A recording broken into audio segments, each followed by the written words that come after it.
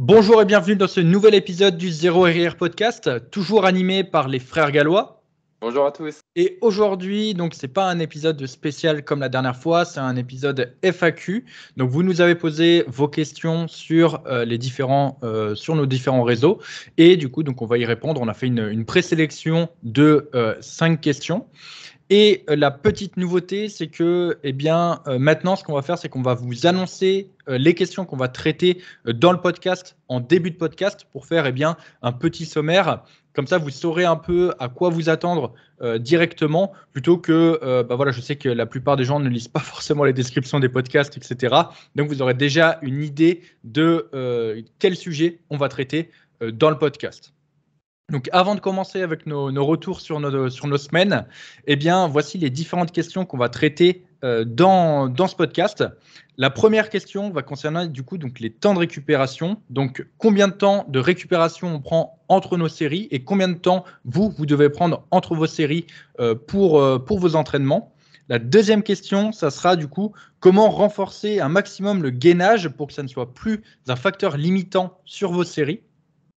Troisième question, ça sera l'apparition des vergetures, des conseils pour éviter d'avoir des vergetures.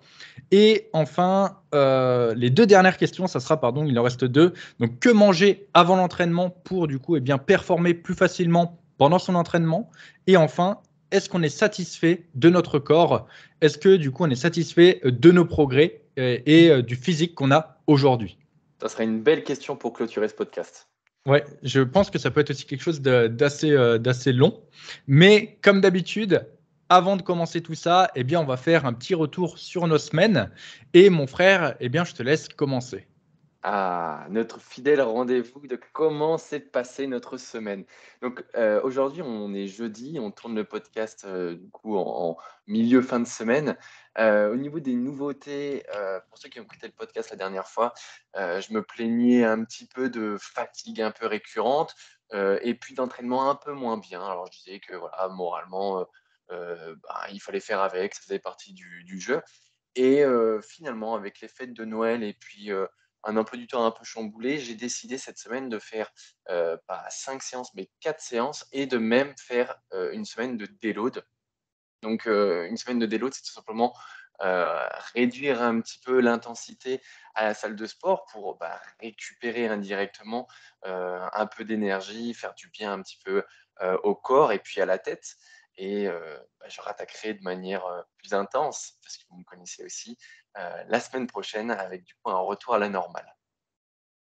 Ok. Et il y a eu Noël aussi qui est passé par là entre-temps. Et oui, Alors, oui, oui. parce qu'on n'a pas fait Noël ensemble cette année, étant Et donné non. que on est dans des pays différents. Du coup, donc, est-ce que tu t'es pété le bide ou pas, mon frère, pour Noël? Et non, moi, comme à tous mes suivis, je leur ai demandé d'avoir leur tupperware. Donc, c'était vraiment respect de la diète. On fait attention aux macros, on fait attention à bien consommer ses légumes, à prendre aussi un fruit. C'est important d'avoir un fruit à chaque repas. Donc voilà, c'était la diète zéro risque, tolérance zéro. Et évidemment, je rigole. Évidemment que j'ai bien pris le temps de manger, que voilà, je me suis fait extrêmement plaisir. Alors bien sûr, c'est pas non plus 50 repas que j'ai fait, mais on va dire que j'ai fait 2 bons repas avec des aliments que je n'avais jamais consommés auparavant. La petite histoire, j'ai mangé un lièvre, pardon, un lièvre à la royale. Alors pour ceux qui ne connaissent pas, je vais vous décrire ce magnifique mets. Donc c'est un lièvre qui est désossé, donc on enlève toute sa carcasse et on y met du foie gras dedans et on met ça au four et on laisse cuire pendant un bon moment et après on déguste ça avec des pommes de terre, avec des légumes, etc. Et c'est vraiment un régal, vraiment un régal. Et puis après, bon, bah voilà, il y avait les petits fruits de mer, les huîtres, les crevettes, les crabes, etc. Tout ça, c'est des choses que je ne mange pas, enfin, en temps normal et du coup, bah voilà, je profite de ces fêtes pour en consommer. Mais le retour à la normale est vite revenu de toute façon, étant donné que voilà, j'ai fait que 2 principaux repas et qu'après voilà, tout est rentré dans l'ordre. Et toi, Denis, est-ce que tu t'es fait plaisir? Alors attends, moi j'ai deux questions déjà par rapport à ce que tu as dit. La première, c'est est-ce que tu as pris du poids, du coup, pendant les fêtes ou pas? Non, j'ai pas pris de poids. En plus, parce que évidemment, vu comme c'est des gros repas, bon, bah, voilà, j'ai fait des petits repas aussi, dans la journée et j'ai pas fait mes collations habituelles et puis, en plus de ça, vous me connaissez aussi, j'ai augmenté ma dépense, j'ai beaucoup marché donc voilà, ça s'est régulé, on va dire, dans les, 3 à 4 jours qui ont englobé les fêtes, en gros, du entre le vendredi et le lundi, je me suis pesé le lundi et j'étais à mon poids habituel. Et la deuxième question, c'est comment tu as fait pour manger du lièvre? Je sais pourquoi il dit ça. Alors, pour la petite anecdote, Ah, elle est incroyable euh, cette anecdote, incroyable, avec, j'y ai même pas pensé. avec Rémi, on a eu un lièvre de compagnie, un lièvre qui a vécu avec nous.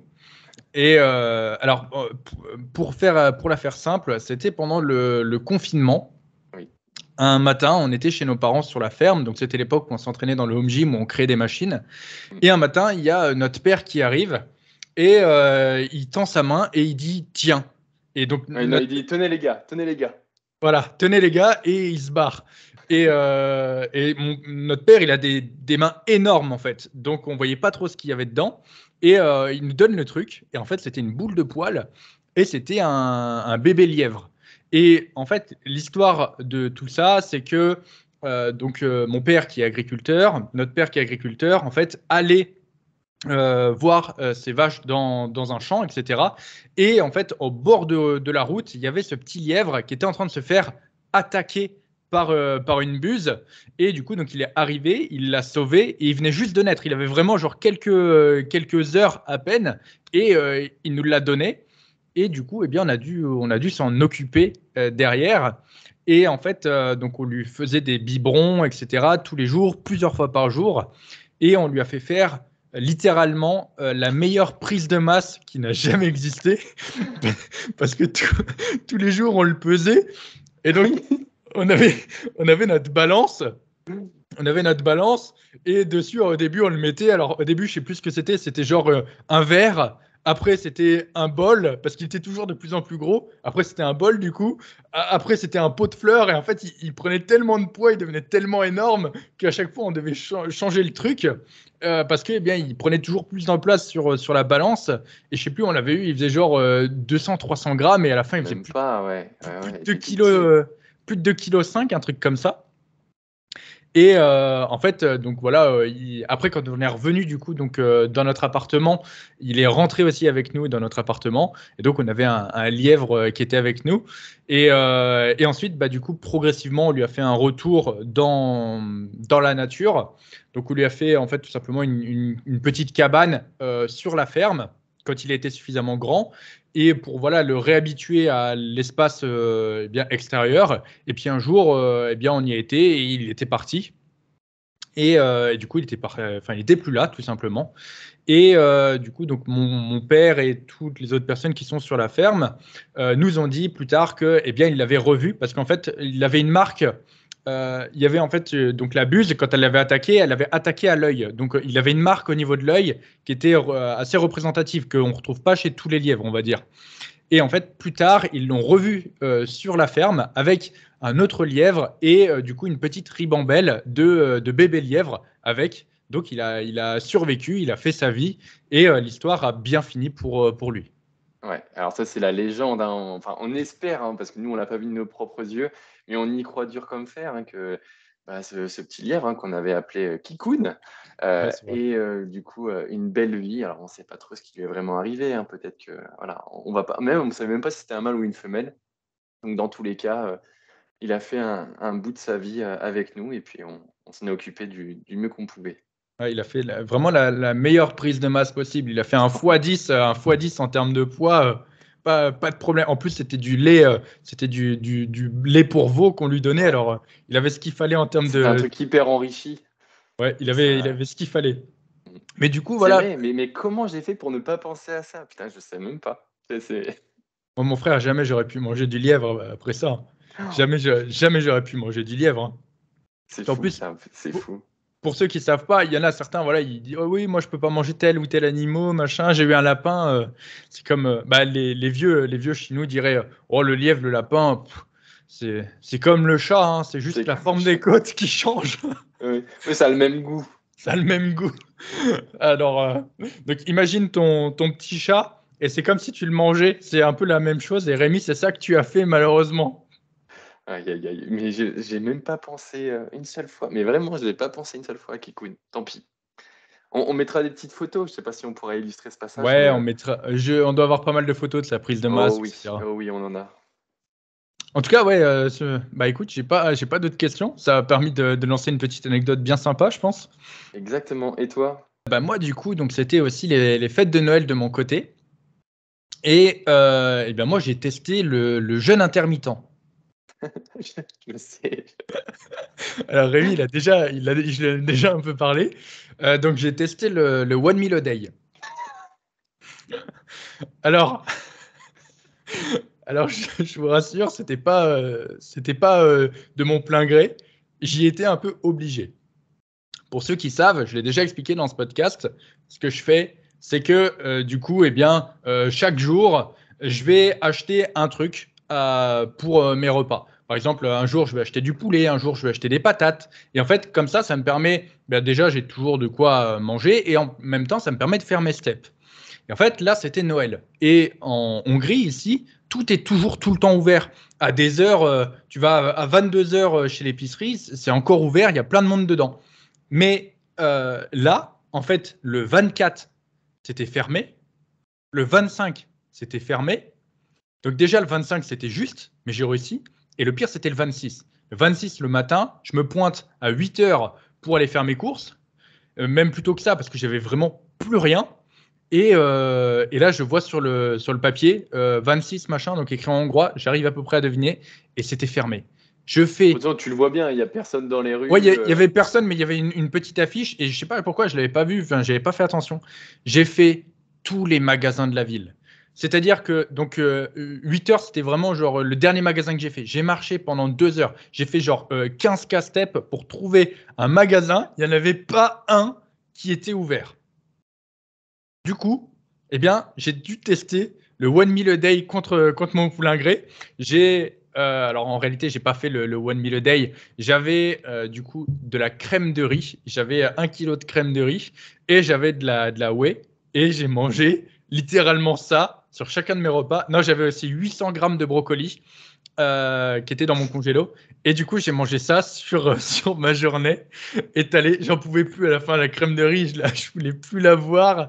Mais j'avais tellement faim et du coup, j'ai mangé que ça sur la journée. Donc pendant que Rémi mangeait Kikoun, eh bien moi, j'étais en train de manger ma crème de riz et de crever la dalle. Mais attends, mais crème de riz, whey, ça passe nickel, hein. Mais les brocolis, tu les mangeais comme ça à part ou tu les rajoutais dans ta crème de riz? Parce que au niveau des mélanges chelous, t'es pas mal là-dedans. Non, alors je suis pas pire que toi, mais, mais effectivement, en général, je mangeais ma crème de riz, puis de temps en temps, hop, je piochais un brocoli, ça, ça allait avec. Non, parce qu'en plus, le pire, c'est que la crème de riz, il faut avoir la technique. Ouais, ça c'est vrai. Ouais. Et il y a une fois, sur le repas du midi, où je l'ai faite trop blocos. Parce que du coup, c'était des quantités en plus importantes que celles que j'avais l'habitude de faire. Bah Et forcément, ouais, ouais. Et du coup, ma bouilloire, dedans, je peux mettre qu'un litre d'eau. Et je me suis dit, oh, vas-y, je vais pas remettre une bouilloire, machin. Je mets déjà mon 1 litre et je le mets dedans. Et au final, ça n'a pas suffi. Ça m'a fait des blocos et tout. Donc, c'était pas hyper évident. Mais ouais, avec les brocolis, ça rendait les choses meilleures. Puis la whey, en fait, quand il y a tellement de crème de riz, tu sens même plus le goût de la whey avec. Hein. Ouais. Donc, Bon, oui. une bonne crème de riz, hein, donc du coup là c'est le petit tips, c'est de l'eau bien chaude, bien bouillante, et tu noies ta crème de riz dedans. Vraiment, il faut plus que tu la vois, et après tu mélanges, tu mélanges jusqu'à obtenir quelque chose d'un peu compact, mais quand même un peu souple hein, quand tu mélanges. Mais voilà, il faut faire cuire ta crème de riz, parce que bien souvent, on me dit ouais la crème de riz, purée, c'est pas bon. Quand même, c'est bon une crème de riz. Envoie-moi ce que tu as fait. Il me dit bah j'ai mis de l'eau bouillante et tout. Mais ça a toujours un goût sableux. Déjà, si quand vous mangez de la crème de riz, ça accroche un petit peu, ça râpe un petit peu, ça a un petit peu ce goût de sable, c'est qu'elle n'est pas cuite. Donc mettez de l'eau chaude, bien bouillante, et versez pour immerger complètement votre crème de riz. Et moi, j'aime bien rajouter un petit peu de cacao, histoire de donner un petit peu de goût à la crème de riz. Ouais, la crème de riz, en fait, alors il y en a qui sont déjà pré-cuites. Alors il n'y a pas forcément besoin de mettre de l'eau bouillante. Donc ça dépend effectivement des marques. Après, Ah oui, je vous conseille quand même de le faire avec de l'eau bouillante. ouais. Ça facilite quand même grandement les choses. Mais après, alors j'ai essayé quand même pas mal de marques de crème de riz différentes. J'ai essayé plusieurs aussi farines de riz différentes, etc. Il y a des ratios, il faut juste trouver le bon. Par exemple, là, ma crème de riz actuelle, il me faut 6 fois plus d'eau. Enfin, il faut que j'ai un ratio. Donc, si par exemple, eh bien, je mets 100 grammes, il me faudra 600 millilitres d'eau. Ça, Voilà. c'est bien, ça, c'est un bon tip. Alors moi, j'ai juste la flemme de peser ma flotte, mais oui, c'est une très bonne astuce, ça, ouais. Et du coup, en fait, il faut juste trouver le bon ratio. Ça n'a pas toujours été ce ratio-là. La toute première, celle du coup que tu m'avais offert pour Noël il y a genre 2 ans, je crois, un truc comme ça, ou Je m'en 3 ans, je sais rappelle, plus. ouais. C'était celle de Jordan Peters, Yes. qui est une de nos inspirations d'ailleurs. Dont on a déjà parlé dans le podcast, eh bien, celle-ci, je me souviens, je pouvais faire qu'un ratio x3. Au-delà de x3, ça noyait la crème de riz et ça ne fonctionnait plus. Donc, c'était plutôt x2 sur celle-là avec lequel ça marchait. Donc, ça dépend vraiment des crèmes de riz. Ça dépend, voilà, par exemple, celle-là, elle était aromatisée. C'est la seule que j'ai prise en aromatisé. Donc, ça doit vraiment fluctuer. Ce que je vous conseille, c'est de trouver, voilà, faire des tests, trouver le bon ratio. Et une fois que vous avez le bon ratio, bah, il y a juste à toujours respecter le ratio. Ouais. Mais ouais, donc ça, c'était du coup donc le One Meal a Day. C'était cool. Mais il faut savoir que du coup, donc j'avais faim. Mais pendant cette journée, malgré le fait que j'avais la dalle, je me suis focalisé que sur une chose. C'est en fait donc sur mon Insta il y a quelques temps j'ai partagé donc j'ai acheté du saumon donc à peu près 300 grammes de saumon et des œufs bio et j'en ai eu pour 6 euros, un truc comme ça. Et du coup, il y a plein de personnes qui m'ont dit ouah, c'est pas cher du tout, machin, etc. Il faut savoir que, ok, tout ce qui est poulet, œufs, etc., ici, euh, c'est pas cher. Genre les œufs bio, effectivement, les 10 œufs bio, je sais même pas si je les ai à 2 euros, un truc comme ça. Par contre, le saumon, vu comme eh bien, la Hongrie, c'est au milieu de l'Europe, c'est pas proche de l'eau, etc., eh bien, le saumon coûte super cher ici. Donc, il faut avoir la technique. En général, ce que je fais, c'est que je vais faire mes steps à une heure précise. Et en fait, à cette heure précise, c'est l'heure où ils mettent eh bien, les saumons à date courte dans les rayons. Et c'est là où il y a un peu moins de visiteurs, machin, etc. Enfin, je ne sais pas comment ils se débrouillent, mais en tout cas, je sais que en général, c'est sur les coups de c'est 16h et 19h en général où il y en a. Et quand j'y vais, j'ai du saumon à moins 60%. Et en fait, les dates courtes en France, c'est genre le jour même, tu vois, le jour même ou le lendemain dans le pire des cas. En Hongrie, les dates courtes, c'est jusqu'à 2 jours pour manger le truc. Donc il est encore bien, tu vois. Et c'est 2 jours avant la date de péremption. Du coup, donc j'y vais et j'achète en fait à chaque fois mon saumon à moins 60%. Et là, moi, dans ma tête, je me disais, fermé samedi, fermé dimanche, fermé lundi. Il va y avoir tellement de saumon à date courte. J'y suis allé le mardi, pardon, quand c'est ouvert. Bingo. Mais j'ai tout dévalisé. J'ai défoncé le rayon du saumon. J'en ai plein le congélo. J'en ai qui est en train de cuire là, d'ailleurs. Donc, si vous entendez tink pendant le podcast, c'est mon saumon qui est fini de cuire. Mm. Du coup, j'ai tout dévalisé. Et du coup, donc, si un jour tu viens en Hongrie, et pense à ce petit tips pour le saumon. Essaye toujours d'avoir des techniques comme ça eh bien, tout simplement pour avoir des aliments moins chers. Et comme ça, c'est un peu plus simple pour tenir la diète, tout simplement. Mais c'est vrai que ce truc-là ce qui me tue, c'est qu'à chaque fois, j'ai l'impression que je suis le seul, tu vois. J'y vais et à chaque fois, les rayons, ils sont encore pleins au moment où j'arrive. Je me dis, mais ils ont pas l'astuce, les autres. Ils ont pas. Je suis le seul à pouvoir trouver tu sais, le cheat code, le glitch dans le système pour avoir le saumon pas cher. Mais ça se trouve, ils sont pas poissons du tout, hein, ça se trouve. Ouais, c'est Mais vrai que rappelle-toi sur les cartes au resto. En fait, il me semble pas qu'il y avait beaucoup de poissons sur leurs cartes, hein. il n'y a pas beaucoup de poissons, c'est vrai. Le De rayon manière poisson. générale, ouais, ouais. Le seul poisson qu'il y a, en général, c'est du saumon, hein. Ils ont vraiment. Tu vas dans le rayon poisson, tu n'as que du saumon et du saumon fumé. Et pour la petite anecdote, au rayon congelé, quand je suis arrivé ici, je vois un poisson. Je ne savais pas ce que c'était, mais il était dans le rayon surgelé. Et je l'achète. Il était pas cher et tout. Parce qu'en fait, avant de venir ici, ce que j'avais fait, c'est que j'avais fait du repérage pour faire voilà, une prévision du budget, machin, etc. Donc j'avais regardé un peu sur les sites de les supermarchés en ligne, etc. pour voir les prix, machin. Et j'avais déjà repéré ce poisson-là. Donc quand je suis arrivé, parce que sinon, voilà, quand je suis arrivé dans le magasin, je savais quel produit je devais chercher. J'avais pas à chercher 1000 ans, etc. J'avais pris mes petits screens, etc. Parce que quand on parle pas la langue, c'est difficile. Donc j'avais préparé un peu le terrain. Je vois le poisson, donc il était pas cher. Je l'achète, je le ramène chez moi. Rémi, il a l'anecdote. Et je l'ouvre, je vais pour le faire cuire. Et le truc, il était entier. Il avait les écailles, il n'était pas vidé. Il y avait c'était du poisson comme ça. Et du coup, donc, j'ai dû attendre qu'il décongèle. J'ai dû ensuite enlever toutes les écailles. J'ai dû le découper, j'ai dû le vider. Heureusement que je savais faire ce genre de choses. Mais c'est vrai que c'était ouf. Le truc, il était congelé complet. Je pense pas qu'on puisse trouver ça en France. Et du coup, j'étais là en train de Si, frotter mes. t'en as, tu sais, les épiceries africaines. Généralement, là-bas, dans les bacs, c'est des poissons qui sont entiers. Ouais, ouais, c'est ça. Mais là, en fait, enfin, tu sais, dans ce genre d'épicerie, tu sais, tu le vois, tu passes à côté, tu as l'œil du poisson qui te regarde dans le bac. Mais là, il était en fait dans un papier. Et sur la photo, sur l'emballage, on voyait la chair du poisson, etc. Quand je l'ai vu qu'il était en entier, et c'est là où c'était la surprise. Et du coup, c'était assez drôle. Je reparlerai, mais c'est vrai que dans les magasins hongrois, j'ai eu pas mal de surprises sur les trucs que j'ai achetés. Et au final, je pensais acheter du shampoing, j'ai acheté du liquide vaisselle. Parce que du coup, quand on parle pas la langue et qu'on pense savoir, on regarde un peu les images, machin et tout, bah, du coup, mes cheveux, ils sentent le pec citron, quoi. Et dire que ta aventure se termine bientôt. C'est vrai, je rentre bientôt, comme on l'a dit dans le podcast. C'est la fin d'une super aventure. Comme je le dis, la Hongrie va pas me manquer. La Hongrie, c'est un peu. J'ai le sentiment, c'est un peu comme au lycée quand j'étais voilà, en première et que je passais en terminale.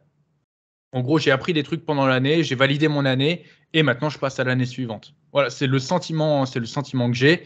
Je vais rentrer en France, ça va être un peu les grandes vacances et après, bah, je vais attaquer ma terminale sur mon prochain voyage. Voilà le sentiment que j'ai. J'ai évolué pendant que j'étais en Hongrie et maintenant je vais évoluer sur ma prochaine destination. Tout à fait. Tout On à peut fait, peut-être, tout à fait.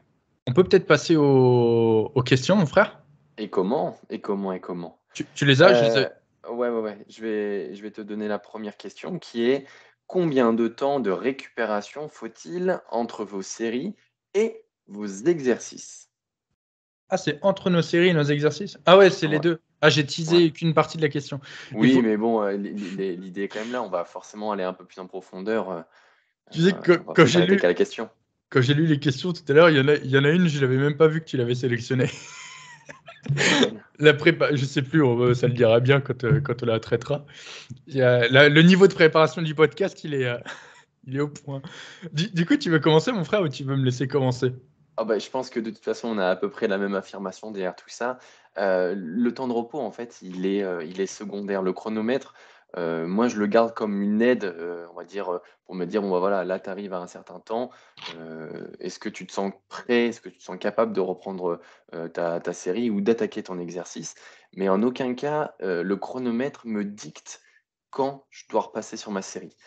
C'est vraiment plus une aide visuelle. Donc peu importe, l'exercice, peu importe, ma série, je prendrai toujours le temps que j'ai besoin pour réaliser ma série et je privilégierai, pardon, la qualité plutôt que la rapidité dans ce genre de situation. Mais attends, j'ai une question. Tu utilises un chronomètre? J'utilise, ouais, de temps en temps un chronomètre, quand je m'entraîne entre midi et 2, parce que, voilà, il faut quand même que ça passe, que je puisse faire mon entraînement, voilà, dans les conditions qui me sont imparties. Donc voilà, j'aime bien avoir une aide des fois, tu vois, juste avoir le regard sur le chronomètre, me dire: «Bon, bah, voilà, là, tu approches des 3 minutes. Bon, comment tu te sens? Est-ce que tu te sens chaud pour passer?» Et puis même après vis-à-vis de la pendule, je regarde, je me dis: «Bon, bah, voilà, il me reste, à peu près 3/4 heure de training avant que je parte», mais ça passe toujours et c'est juste une aide, on va dire, visuelle plus qu'autre chose. Trop la honte, il utilise un chronomètre. Oh la honte, il utilise un chronomètre. Non, mais en plus, ne me fais pas dire ce que je n'ai pas dit. Le chronomètre, c'est quand même une bonne chose. Non. Alors, moi, je suis pas non plus dans la polémique de dire il faut absolument ne pas utiliser un chronomètre. Si certains ont besoin du chronomètre pour se calibrer sur leur entraînement, je dis pas. C'est quelque chose qui peut les guider. Et tu vois, pour des personnes qui n'ont pas forcément autant de temps que nous pour nous entraîner, des fois, c'est bien d'avoir ce petit guide. Alors, pour les temps de repos, plus sérieusement, Ouais. combien de temps de repos tu dois prendre entre tes séries? Eh bien, très honnêtement, je vais te conseiller tout simplement de ne pas les compter. Passe sur tes séries lorsque tu sens que eh bien, tu as suffisamment récupéré pour eh bien, réussir ta série derrière. C'est-à-dire que t'imposer un temps de repos, ça peut tout simplement te créer un facteur limitant supplémentaire pour ta série. En gros, à ton avis, on va prendre deux situations. Sur la situation 1, tu fais donc une première série où tu vas faire 10 reps à, je sais pas, 80 kg au développé couché. Tu as été à l'échec, machin, etc. Tu laisses du coup 80 kg sur ta série, pour ta deuxième série. Tu prends 2 minutes de repos et tu fais 6 reps. Maintenant, même situation, tu refais 10 reps à 80 kg, tu ne prends pas de temps de repos, tu sens que voilà, au bout de, je sais pas, 2 minutes 30, 3 minutes, ça se trouve, peut-être un peu plus, tu sens que voilà, tu es prêt pour passer sur ta série et cette fois-ci, tu fais 8 reps. À ton avis, dans quelle situation tu vas prendre le plus de muscles? Est-ce que c'est dans la situation où tu as fait 6 reps avec 2 minutes de repos ou est-ce que c'est dans la situation où tu as fait 8 reps avec du coup un peu plus de temps de repos? Et du coup, le truc qu'il faut bien comprendre avec les temps de repos, c'est qu'effectivement, ça peut être assez dur lorsqu'on n'a pas de repère de s'écouter correctement. Ce que je conseille de faire, c'est un peu comme pour le nombre de répétitions, c'est d'utiliser des fourchettes. En gros, ne dépasse pas euh, je sais pas, on va prendre l'exemple 10 minutes de repos et ne prends pas en dessous de 1 minute de repos. Voilà, c'est des exemples très, très extrêmes. Mais en Ouais. gros, tu te dis pour cet exercice, eh bien, voilà, ma fourchette, je vais prendre entre 3 et 5 minutes de repos.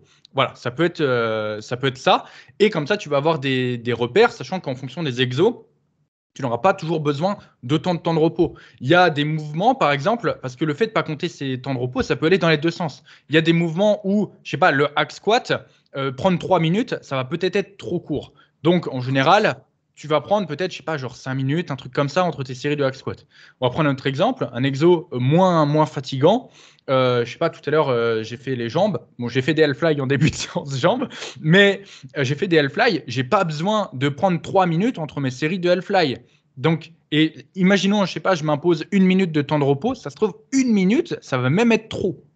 Mm. Donc, il faut toujours voilà, ajuster en fonction de ce que tu as besoin. Et dès que tu sens que eh bien, tu as suffisamment récupéré, c'est là où il faut que tu passes sur ta série. Chercher à prendre trop de repos, effectivement, ça va pouvoir être contre-productif parce que tu vas être moins dans ta séance, mais chercher à en prendre pas suffisamment, eh bien c'est pareil, ça va te limiter.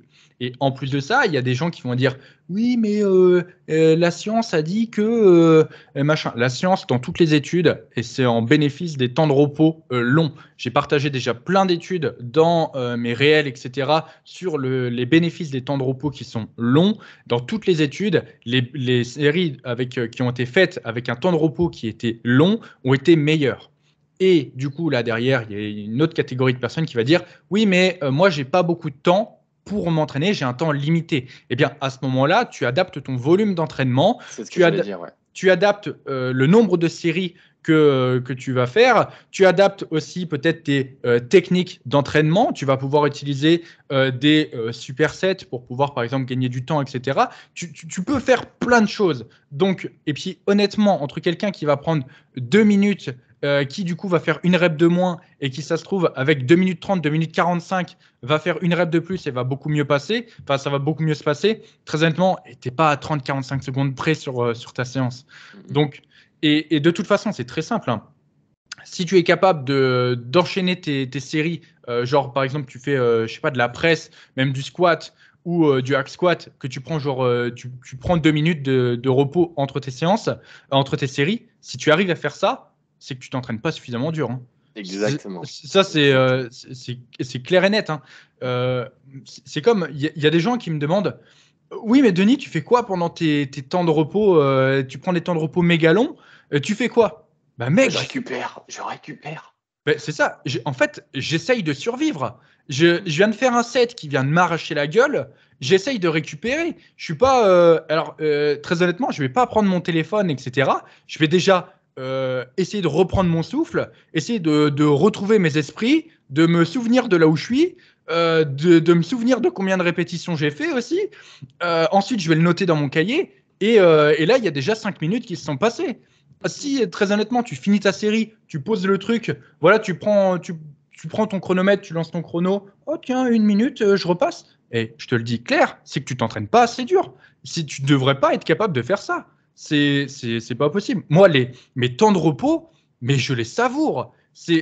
Quand je prends 5 minutes de repos, mais très honnêtement, c'est 5 minutes où je souffle, je fais redescendre la pression et surtout 5 minutes dont j'ai besoin dans ma séance. Je ne pourrais pas être aussi performant si je faisais ça.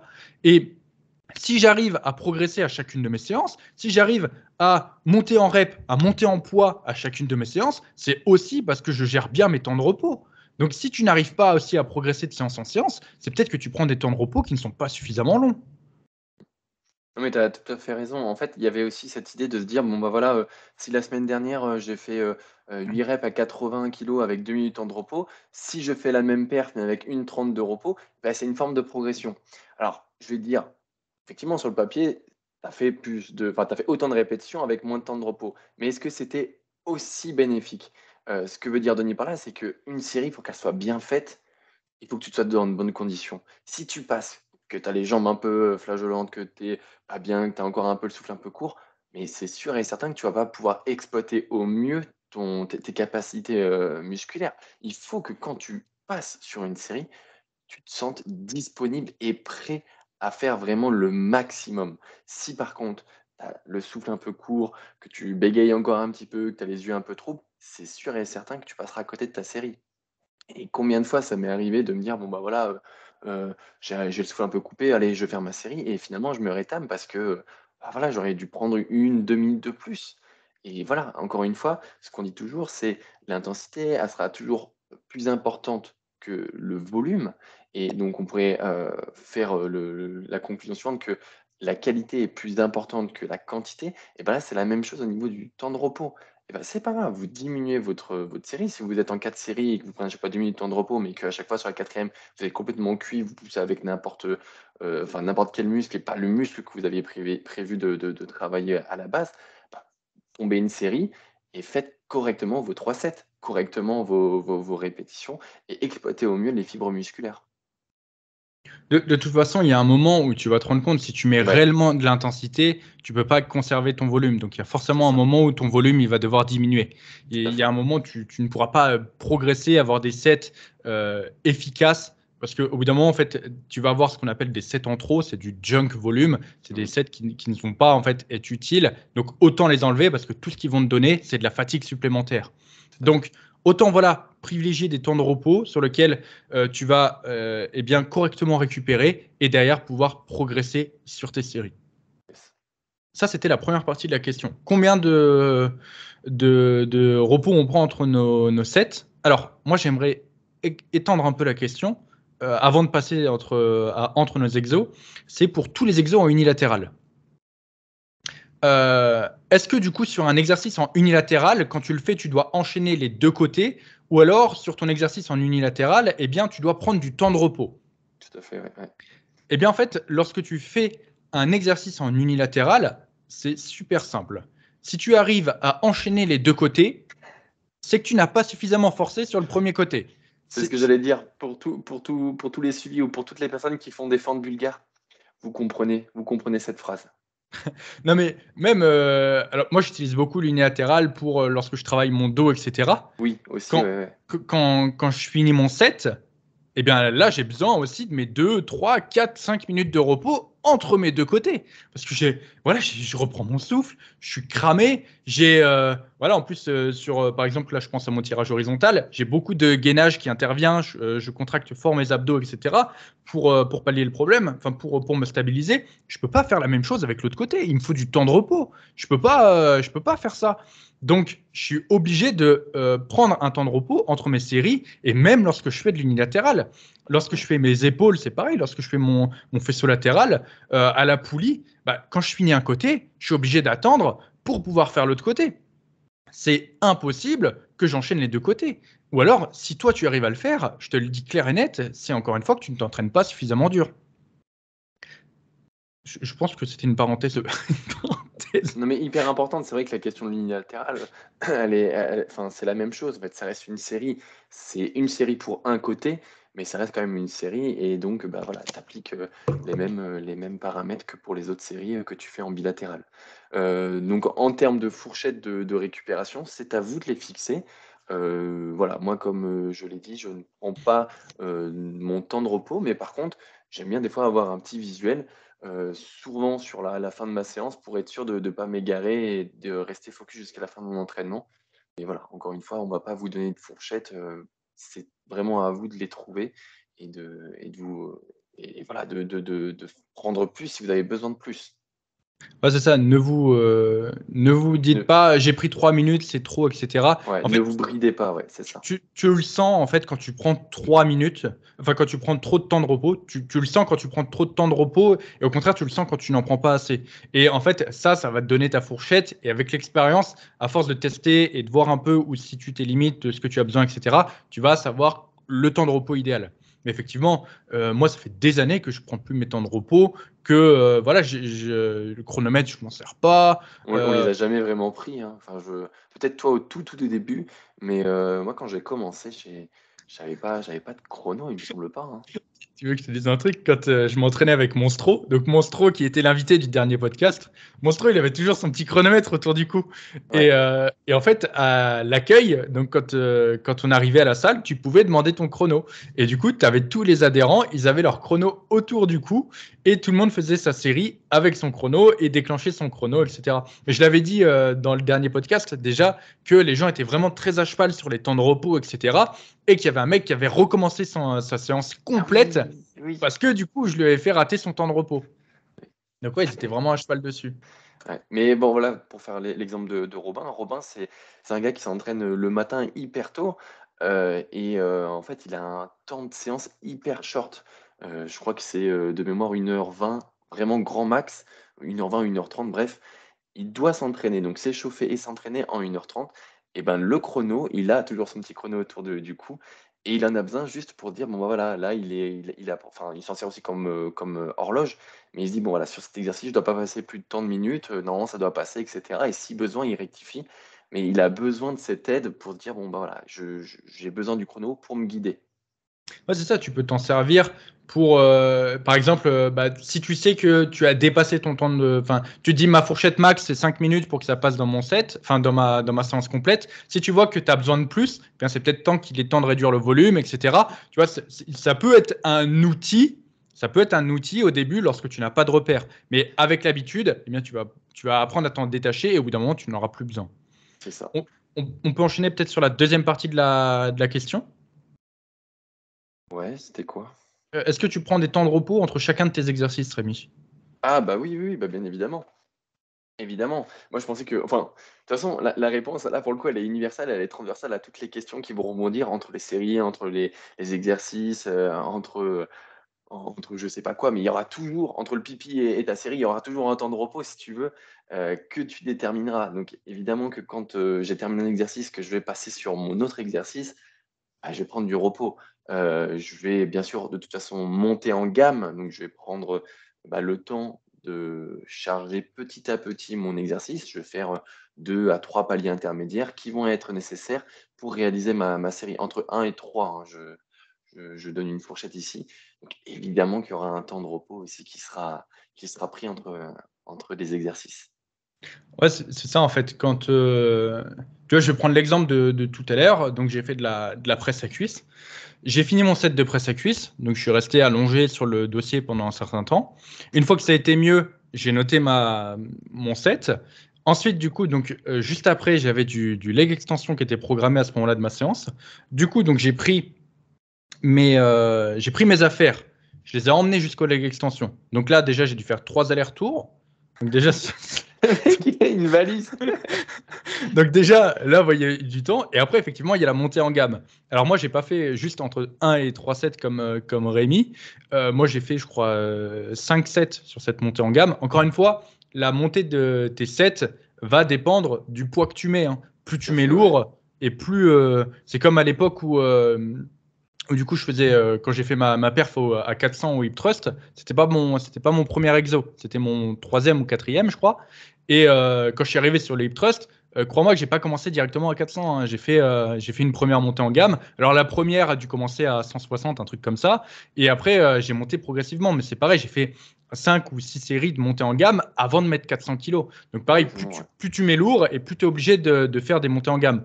Moins, si par contre tu passes, je sais pas, euh, d'un développé assis pour les épaules, donc d'une shoulder press à des élévations latérales, par exemple, aux haltères, peut-être qu'effectivement, tu n'auras pas besoin de faire 10 séries sur ta montée en gamme. Peut-être que 2 ou 3 suffiront. C'est toujours ça aussi à adapter. Mais tout ça pour dire que, en fait, tu n'as pas besoin de chronométrer ton temps entre deux exos, tout simplement parce que tu vas forcément avoir une longue période entre la fin de ta dernière série effective et le début de ta première série effective sur du coup ton nouveau mouvement. Donc voilà, tu vas forcément avoir un temps, et ce temps-là, il peut être plus ou moins long, comme je l'ai dit, en fonction des différents facteurs, et du coup, tu n'as pas besoin de le chronométrer. La personne qui va te dire, moi, je prends 2 minutes de repos entre chacun de mes exos, c'est tout simplement qu'elle finit un exo, et elle utilise directement sa charge de travail sur l'exo suivant. Donc, qu'elle ne fait pas de montée en gamme, etc. Et sans doute qu'elle n'a pas beaucoup forcé aussi sur son exo d'avant, si elle arrive à faire directement sa série de travail. Aussi, ouais. Donc non, très honnêtement, là, encore une fois, t'as pas besoin là, t'as même pas besoin de chronométrer. C'est juste que, eh bien, tu fais ta montée en gamme. Et la montée en gamme, tu sais, ça va assez vite, hein. Il y a des gens qui disent, oui, mais ça prend beaucoup de temps, etc. Alors, encore une fois, tout dépend de l'exo.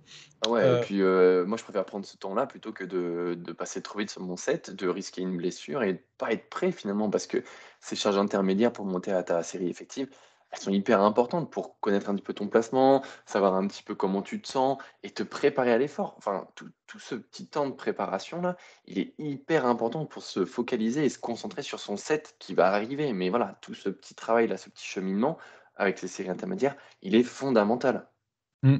Mais pour dire, tu vois, genre tout à l'heure sur mon leg extension, je suis arrivé, donc j'ai commencé assez bas. J'ai fait ma première série. Hop. Ensuite, je me suis levé, j'ai regardé le poids que je devais mettre. Ensuite, j'ai monté le poids, j'ai refait ma série, etc. Ensuite, du coup, j'ai préparé ma caméra enfin, j'ai préparé mon trépied. Hop, j'ai remonté le poids, je me suis installé, j'ai passé. Ça va quand même assez vite. La montée en gamme, il y a des gens, ils pensent que ça va prendre 10 minutes. Alors, quand ça prend 10 minutes, c'est que. Alors, ma montée en gamme, par exemple, au hip thrust, tout à l'heure, je parlais du hip thrust à 400 kilos. Là, j'ai mis 30 minutes à faire la montée en gamme.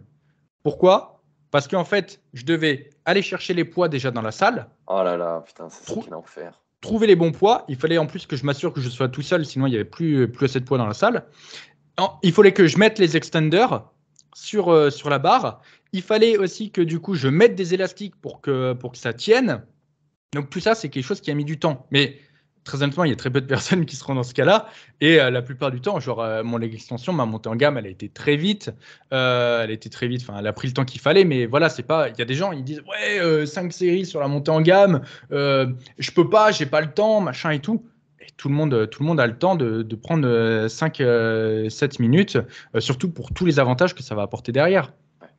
C'est Donc, ça en fait, faut pas avoir cette montée en gamme et ce temps de repos, parce que c'est quand même, l'intitulé de la question, le temps de repos. Il faut pas voir ça comme une contrainte. C'est hyper fondamental de prendre ce temps. Si tu le prends pas, comme on l'a dit, mais 15 fois là au moins, bah, il y a une chance sur 2 pour que ça foire. Enfin, il y a même pas une chance sur 2, il y a même pas de ratio à avoir, mais te dire que si tu es pas prêt pour faire ton set, mais déjà d'une, tu recruteras pas comme il faut et puis tu feras pas ton set comme il faut et tu valideras certainement pas ta perf.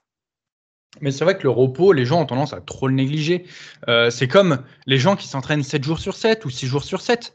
Les gars, je vous le dis, si vous pouvez vous entraîner plus de 6 jours sur 7, enfin, même plus de 5 jours sur 7, si tu peux t'entraîner plus de 5 jours sur 7, je te le dis, c'est que clairement, tu ne t'entraînes pas suffisamment dur.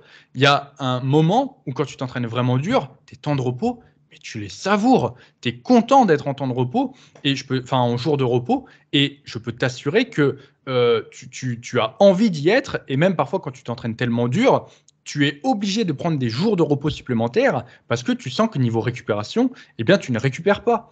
Donc, si tu peux t'entraîner tous les jours, et qu'en plus tu prends tes temps de repos 2 minutes entre chaque set, bah, je te le dis, tu t'entraînes pas suffisamment dur.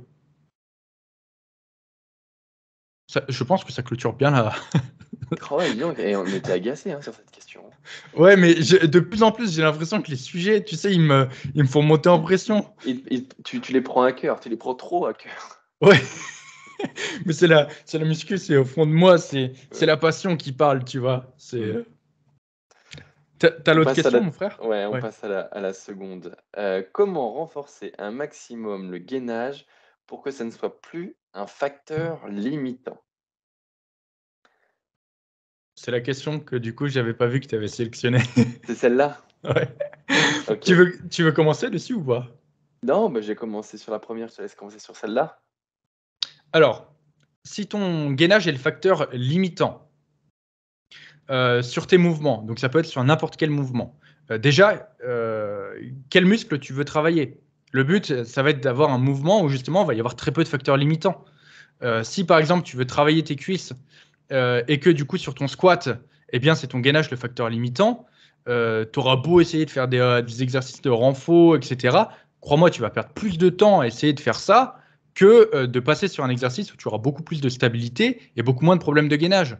Donc, si par exemple, voilà, tu fais ton squat, que tu as des soucis de gainage, bah, je sais pas, passe par exemple sur un hack squat. Ne te prends pas forcément la tête à essayer de te renforcer. À la limite, si ton but, c'est du coup d'être, eh bien, voilà, un objectif de power. Et quand je dis un objectif de power, c'est tu fais de la compétition de. Le saumon. Le saumon est frais, je l'ai entendu. Et quand, voilà, si tu as un objectif de power, et que du coup tu veux faire de la compétition de powerlifting, à ce moment-là, effectivement, tu vas pas avoir le choix, tu vas devoir optimiser tes 3 mouvements. Donc si par exemple sur ton squat, tu as comme facteur limitant le gainage, tu vas devoir essayer de travailler pour renforcer ça. Alors la plupart du temps, les gens pensent que les problèmes de gainage, ça va passer en plus par du renforcement, voilà, de la Oui, planche, lesté, machin, etc. Et exactement, ouais. On la y viendra plupart, après, ouais. la plupart du temps, c'est juste ta technique qui est mauvaise. 99% du temps. Donc, la plupart du temps, ça sera voilà, techniquement que tu devras progresser là-dessus. Donc, si ton objectif, c'est la force, eh bien, je te conseillerais plutôt d'améliorer ta technique. Si ton objectif, c'est purement le développement musculaire, change de mouvement, tout simplement. Bah, alors, oui et non, parce que tu sais, dans un programme et tu dois en avoir et enfin, je vais prendre mon exemple, mais j'ai des exercices, qui vont, heu, qui vont avoir comme facteur limitant mon gainage. Je prends l'exemple du RDL, du Romanian Deadlift. Je sais pertinemment qu'avec cet exercice-là, j'aurai comme facteur limitant mon gainage. Alors, j'avais essayé par le passé et voilà, c'est quelque chose que je remettrai en place, mais de manière différente, mais j'y reviendrai plus tard. J'avais essayé de limiter quelque part le facteur limitant du gainage sur mon RDL en mettant des élastiques en reverse band. Alors, on va dire que ça m'avait soulagé un temps, mais du coup, j'avais augmenté ma charge, mais le reverse band, du coup, jouait plus comme, un rebond en fait et du coup, heu c'était plus vraiment le but, à la fin du RDL, si tu veux. C'était vraiment, essayer de monter en charge plus que de chercher à avoir un bon mouvement et donc du coup, je prenais le problème à l'envers. Ce que je veux dire par là, c'est que le RDL, par exemple, c'est un exercice où, heu, fondamentalement, tu ne pourras pas, avoir comme facteur limitant tes ischios ou tes fessiers, si tu fais un focus plus fessier dessus. Ce que je veux dire par là, c'est que ce type d'exercice, tu sais que ton gainage ramassera avant et que du coup ton tronc s'affaissera avant, du coup tes la faiblesse de tes ischios. Et donc c'est pour ça que dans certains exercices, dans certains programmes au niveau des exercices que je donne à mes suivis, Eh bien, si certains souhaitent avoir du squat, souhaitent avoir du levé couché, souhaitent avoir du soulevé de terre, souhaitent avoir voilà, des exercices avec des charges libres, eh bien, je leur dis que en premier, ce qui lâchera, ça sera bien souvent leur facteur limitant. Et c'est normal. Donc, il faut partir avec cette idée-là de se dire, bon, bah, si je fais un exercice libre, un exercice comme le squat, le soulevé de terre, eh ben, je ne pourrais pas hypertrophier au mieux, je ne pourrais pas recruter au mieux mes muscles. Mais voilà, ça fait partie du job. Après, évidemment que par rapport à la question qui est comment renforcer un maximum le gainage lorsqu'on a un facteur limitant de gainage, bah, c'est pas en faisant de la planche, c'est pas en faisant du gainage sur le côté, en oblique, en frontal, en Superman, en tout ce que tu veux, que tu vas essayer d'améliorer, enfin que tu vas améliorer ton gainage. C'est faux. Enfin, c'est vraiment en plus un concept hyper tiré par les cheveux. Ce qu'il faut te dire, c'est que si tu veux être bon sur le mouvement, il faut pratiquer. Il faut pratiquer, il faut pratiquer.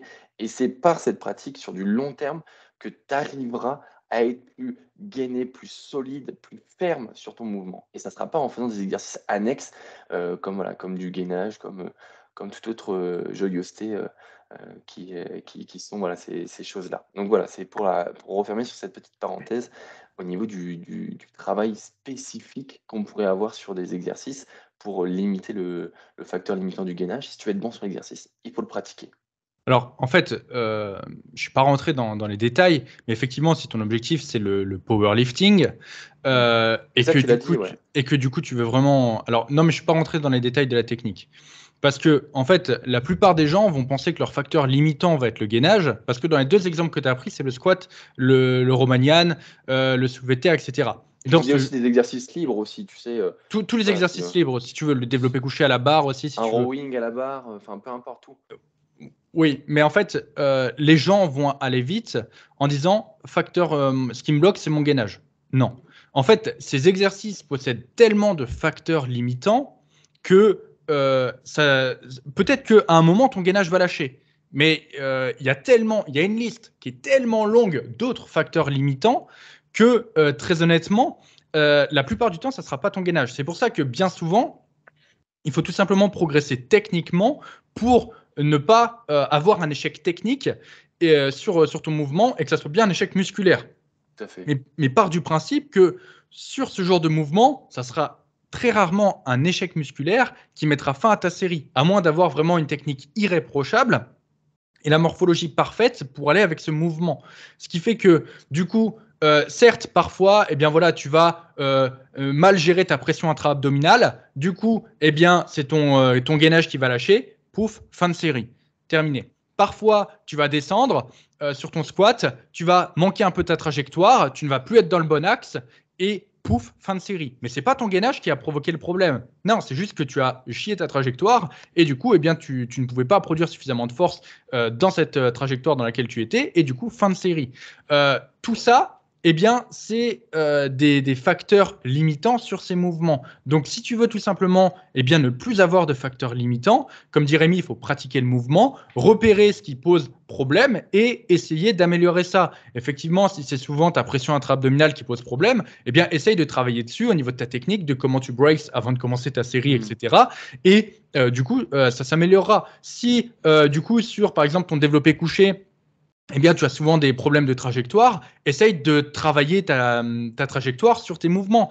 Par exemple, en ajoutant des mouvements style du développé couché avec du tempo, ce genre de choses. Tout ça, en fait, ça va être tous les exercices accessoires que tu vois souvent dans les programmations de powerlifting parce qu'ils n'ont que 3 mouvements. Ils doivent être performants sur ces 3 mouvements. Et du coup, en fait, ils vont travailler sur leurs faiblesses avec, du coup, là où ils sont faibles sur les mouvements. C'est ce que j'expliquais sur mon développé couché. Comment j'ai fait du coup pour monter aussi haut sur mon développé couché? C'est tout simplement que j'ai comblé toutes mes lacunes grâce à des exercices assistance ou accessoires.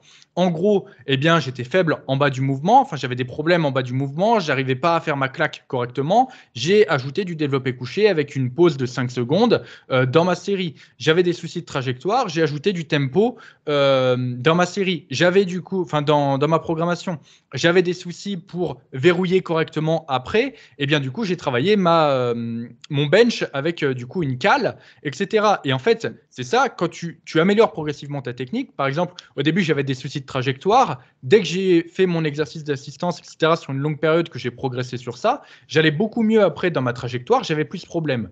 Paf, après, j'ai eu un autre problème. C'est-à-dire que j'avais des soucis avec ma claque. En bas du mouvement, c'est souvent là où j'échouais.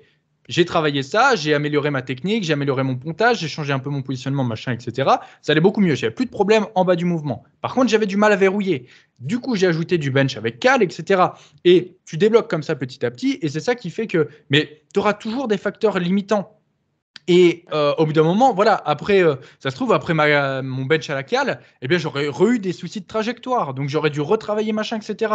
Et ça, c'est une façon parmi tant d'autres de travailler. Mais sache que tu n'arriveras jamais à te débarrasser de tous les facteurs limitants. C'est pour ça que si ton objectif est la prise de muscle, ça sera beaucoup plus simple et beaucoup plus rapide d'aller sur une machine qui te procurera une grande stabilité et sur lequel tu n'auras que très peu de facteurs limitants. Le seul facteur limitant que tu pourras avoir genre sur un hack squat, eh bien, ça sera potentiellement tes quadriceps. Parce que tout le reste, tu n'auras pas à le gérer. C'est un peu comme sur une chest press pour les pectoraux. Le seul truc que tu auras à gérer, voilà, c'est, la seule chose qui pourra mettre fin à ta série, c'est tes pectoraux si tu t'y prends bien. Donc, très honnêtement, voilà, soit ton objectif c'est de prendre du muscle, à ce moment-là, tu choisis les exercices qui te conviennent le mieux, soit du coup ton objectif c'est bien de faire des compétitions de powerlifting ou de progresser sur certains mouvements, mais par contre là ça va être beaucoup plus taxant et l'investissement que tu vas devoir mettre dans ces mouvements eh bien sera beaucoup plus important, d'autant plus que voilà, si tu veux progresser sur ton squat, que tu mets des exercices d'assistance etc sur ton squat pour progresser et que au final en fait tu te rends compte que bah, tu fais ton squat pour prendre des quadriceps, mais ton squat en fait tu le fais tout en flexion de hanche, du coup tu prends tout dans les fessiers et rien dans les quadriceps, tu auras perdu en fait genre 8 mois, 1 an peut-être à faire des exercices d'assistance pour améliorer tes lacunes sur un mouvement qui au final ne t'aura pas travaillé les quadriceps correctement. Alors que si tu avais été sur un hack squat dès le départ, eh bien tu aurais eu aujourd'hui, mais tu aurais des cuisses de bœuf. Donc voilà, parfois il faut faire les bons choix aussi, il faut savoir voilà, mettre là où est la priorité. Mais le problème c'est qu'aujourd'hui, les gens, voilà, ils disent tiens, je vais faire du hack squat sur ma série, j'adore le hack squat, enfin sur ma séance jambes, j'adore le hack squat, machin. Il va sur TikTok, il regarde, oh machin, il a fait 200 au squat. Oh putain, j'ai envie de refaire du squat. Allez hop, séance d'après, il vire le hack squat, il met du squat. Donc, il vire le hack squat et il met du squat. Et ça repart comme ça, tu vois. Et après, il va écouter le podcast, il va se dire, ah ouais, ben en fait, non, le squat, c'est pas ouf pour moi, je vais revenir sur le hack squat. Il va retourner sur TikTok. Et tu sais, c'est le cercle infini. La muscu, Ouais. c'est voilà, c'est ce qu'on a dit et c'est ce qui est ressorti dans le dernier podcast, c'est que au final, voilà, il faut pas se poser trop de questions non plus. Fais les bons choix et une fois que tu as fait les bons choix, reste sur ces choix. Si tu changes Ah. tout le temps, tu ne progresseras pas. Puis encore une fois, hein, on ne jette la pierre à personne. On ne dit pas que le squat c'est mauvais. On dit juste qu'en fonction de ce que tu souhaites faire, il y aura peut-être un exercice qui sera potentiellement plus favorable que l'autre. Oui, c'est ça. J'ai jamais dit que certaines personnes n'avaient pas développé des cuisses énormes Ouais, c'est ça. Ouais, ouais. grâce au squat. Ouais, mais Après, on fait bien de le redire, hein. On fait bien de ah, le redire. Après, bon, il y a aussi certaines personnes qui vont dire oui, mais Ronnie Coleman, il a développé ses cuisses uniquement grâce au squat. C'est Ça, faux. c'est un peu faire un raccourci, hein. Ronnie Coleman, il saignait le hack squat, Ah oui. il saignait la presse à cuisse.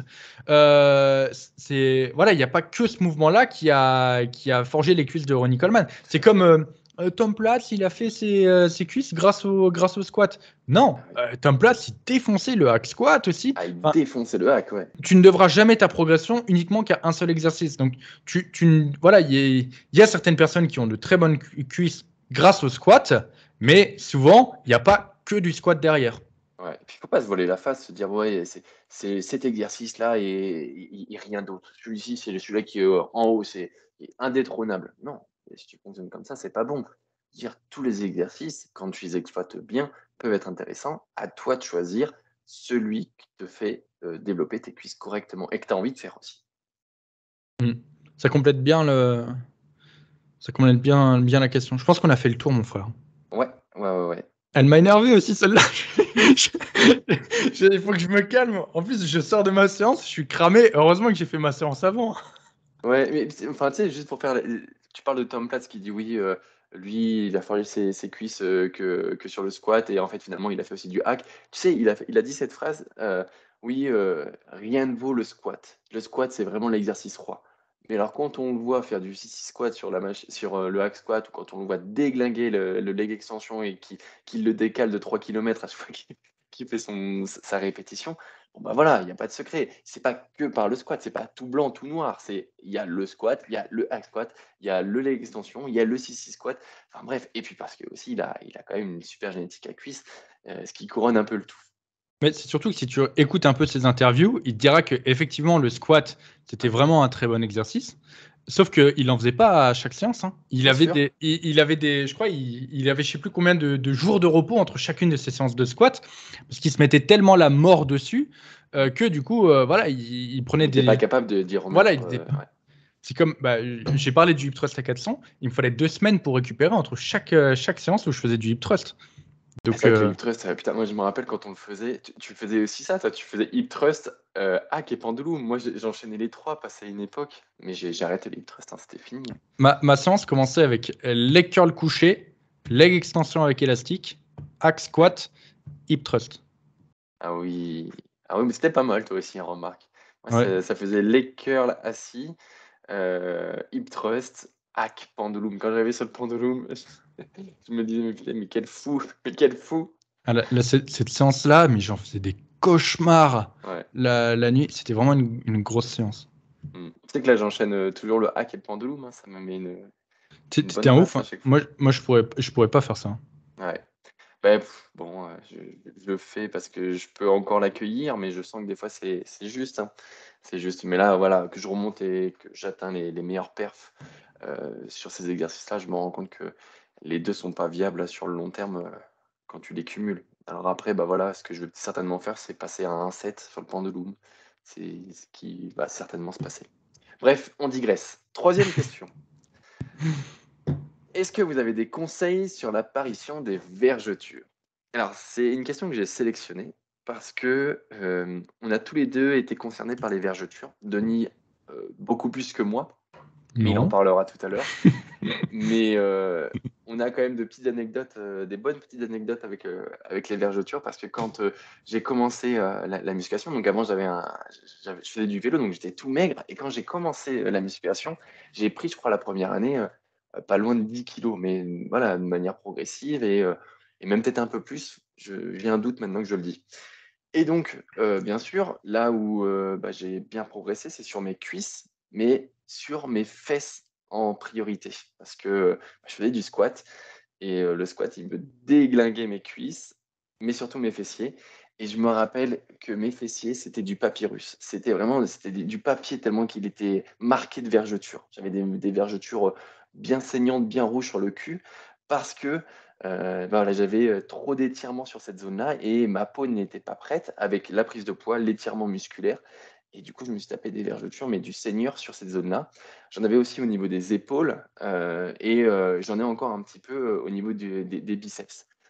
Et donc, comment j'ai accueilli ça? Effectivement, je m'en foutais parce que c'était pas forcément des zones, que je voyais facilement, et puis, enfin forcément, les vergetures sur le cul, je m'en foutais un petit peu.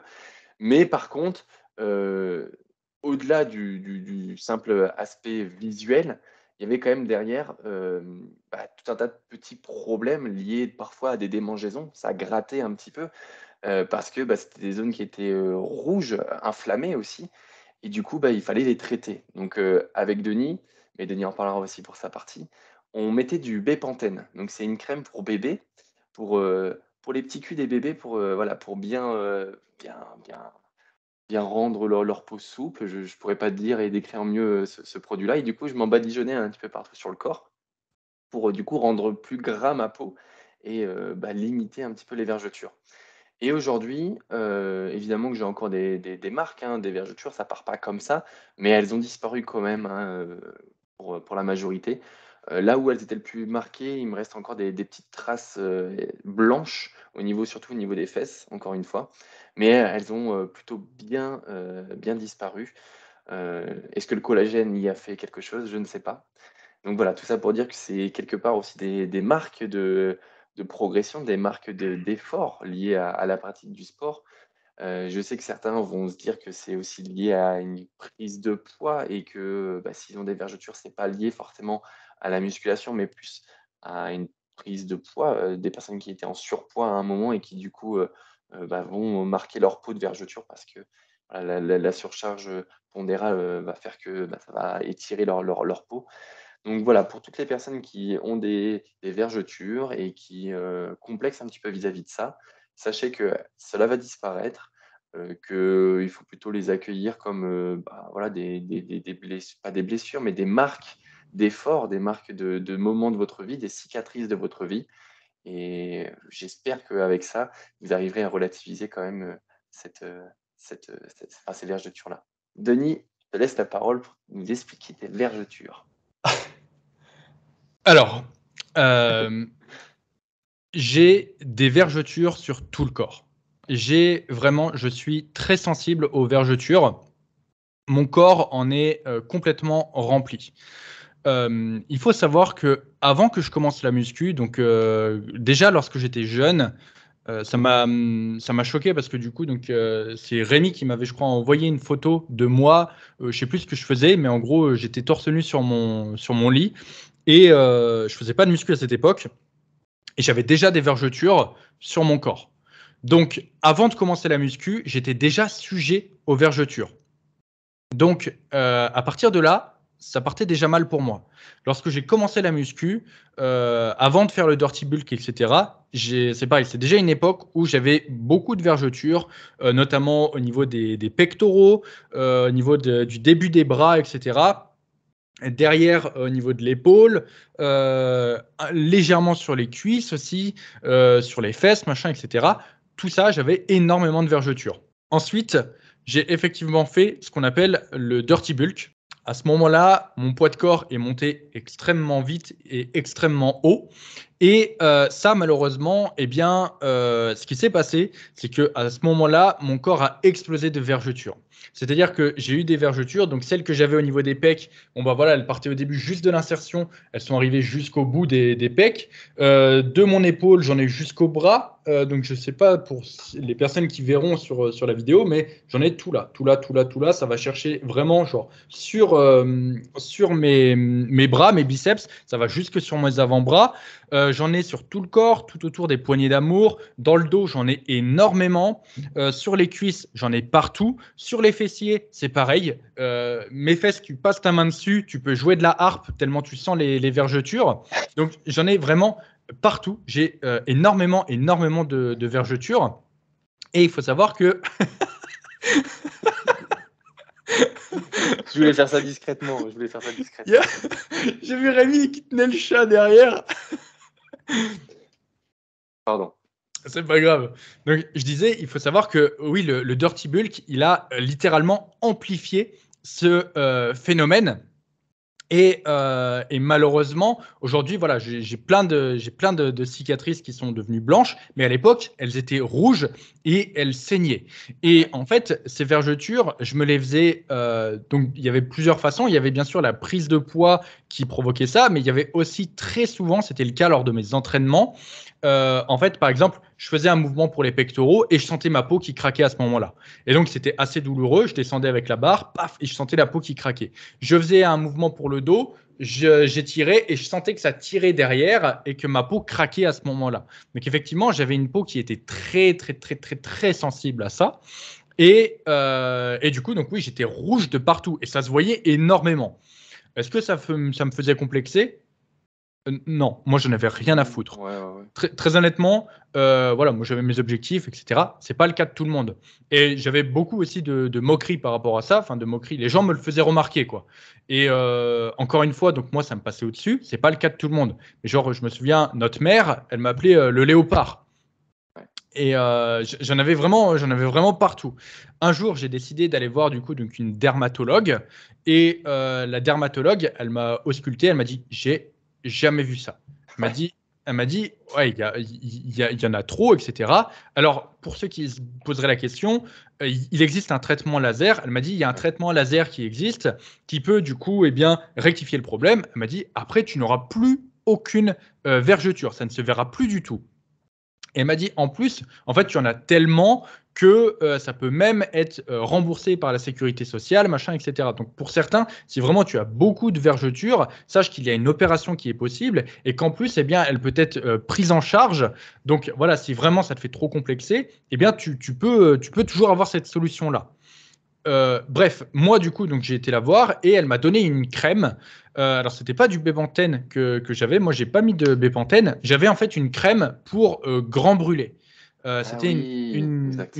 une crème régénératrice que du coup j'ai appliquée sur ma peau et qui du coup voilà était censée me faire du bien et m'aider à régénérer. Très honnêtement, j'ai passé des tubes et des tubes et des tubes et il s'est pas passé grand chose. Là où du coup donc mes vergetures se sont estompées, c'est effectivement lorsque eh bien déjà j'ai arrêté de prendre du poids de façon excessive, que du coup mon poids de corps est redescendu et surtout quand j'ai amélioré mon alimentation, que j'ai commencé à prendre certains compléments alimentaires, etc. Rémi parlait du collagène, mais effectivement si ta peau eh bien elle pète, c'est que eh bien elle n'est pas suffisamment élastique, que du coup elle n'est pas suffisamment solide, qu'elle ne récupère pas suffisamment bien, etc.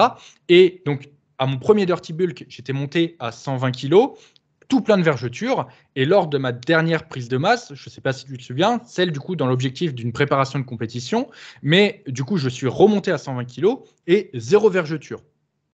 Donc, il y a également, et j'avais mis zéro crème à ce moment-là. Donc, effectivement, il y a aussi un facteur alimentation qui rentre en jeu. Donc, si jamais tu es très sujet aux vergetures, de la même façon que moi, ce que je vais te conseiller, c'est tout simplement eh bien, d'améliorer ton alimentation, de vraiment manger de bons aliments, etc., si ce n'est pas le cas, de te complémenter du coup en collagène et tu peux utiliser d'autres compléments, etc., pour la peau pour te permettre de mieux cicatriser. Et aussi, tu peux tout simplement utiliser des crèmes comme, alors pas forcément la crème pour grand brûlé, etc., mais effectivement, la crème va également nourrir ta peau, lui permettre d'être plus élastique, etc., etc. Donc tout ça, c'est des choses qui vont pouvoir t'aider si jamais tu as des vergetures. Maintenant, mon corps, comme je t'ai montré, il est toujours plein de vergetures. Est-ce que je vais me les faire enlever un jour? Alors, je ne sais plus où j'en ai parlé, j'en ai déjà parlé quelque part, mais de la même façon que Rémi, je ne me ferai pas enlever mes vergetures. Pourquoi? Tout simplement parce que ces vergetures sont pour moi déjà un enseignement et surtout le reflet du moi du passé. Voilà, j'avais pas du tout ce corps avant. Aujourd'hui, j'en suis là. Et là où certains se feraient un tatouage pour se rappeler de ça, eh bien moi, mon tatouage, il est déjà là. C'est mon corps qui me l'a donné et j'en suis fier. J'ai effectivement des vergetures partout. À l'heure actuelle, j'en ai vraiment, là, je regarde mon corps, je sais que j'en ai vraiment sur toutes les cuisses, du genou, etc. Je pourrais très honnêtement faire une vidéo exprès pour montrer toutes mes vergetures, mais les gens n'en reviendraient pas tellement j'en ai. J'en ai dans tout le dos, dans tout, partout sur les bras jusqu'aux avant-bras, et ça fait vraiment tout le tour, hein. Mes pecs en sont remplis, toute la zone autour du ventre, etc. Tous mes adducteurs, mes fessiers, etc. Le seul endroit où j'en ai pas, c'est sur les mollets. Ah, les, shit. les mollets ont été épargnés, mais sinon, vraiment, sur tout le reste du corps, eh bien, j'en ai. Et ça ne me fait pas complexer du tout. J'ai aucun problème avec ça. Et quand je me regarde dans le miroir, je suis fier de voir ça. Quand je passe ma main dessus, en plus, voilà, c'est le tatouage nouvelle génération, parce qu'en plus, tu sais, au toucher, quand tu passes dessus, tu sens quelque chose. Alors que, tu vois, un tatouage classique, il ne va pas faire ça. Donc voilà, c'est une fierté pour moi et je ne les ferai pas enlever alors que j'ai la possibilité de le faire et en plus de le faire sans que ça me coûte eh bien, grand-chose au final. Voilà, non mais c'est important du coup de de présenter notre témoignage vis-à-vis des vergetures parce on est passé par là et voilà, je pense, aux femmes, voilà, pas forcément il y a pas que les femmes, hein, qui peuvent être complexées par leur vergeture, il y a aussi bien sûr des hommes. Mais je sais que certaines femmes, voilà, sont très sensibles à ça et se font parfois arnaquer avec, des produits miracles, pour retirer leur vergeture. Voilà, comme on l'a dit, hein, il faut une bonne alimentation, pourquoi pas une complémentation en collagène par exemple ou d'autres, compléments alimentaires. Et puis après, bah, apprendre à vivre avec, je crois que c'est le plus difficile, mais c'est ce qui est le plus efficace. Savoir que, bah, si c'est là, c'est que ça fait partie de nous et que ça marque aussi, un moment de notre vie et c'est toujours plus facile à dire qu'à faire, mais voilà, prenez-le plutôt comme, voilà, une aventure, comme une situation, un instant dans votre passé. Oui, c'est ça. Tout dépend en fait de la façon dont tu vois les choses. Tu sais, c'est toujours une question de perception. Une femme Tout à fait. enceinte qui a des vergetures va pouvoir bien, se dire que bah, voilà, c'est moche, etc., ça la complexe. Et une autre va pouvoir être fière qu'elle a donné la vie et que du coup, c'est le signe que justement, elle a eu son enfant, etc. Ça lui fait, comme je disais, un peu un tatouage indélébile de ça. C'est toujours une histoire de point de vue. C'est comme quand je parlais avant que du coup j'ai été obligé de faire le one meal a day parce que j'avais pas à manger.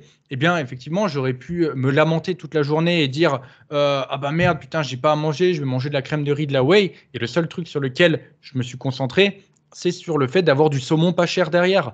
Donc, c'est toujours voilà une histoire de perception et tu peux toujours te focaliser sur le positif ou sur le négatif.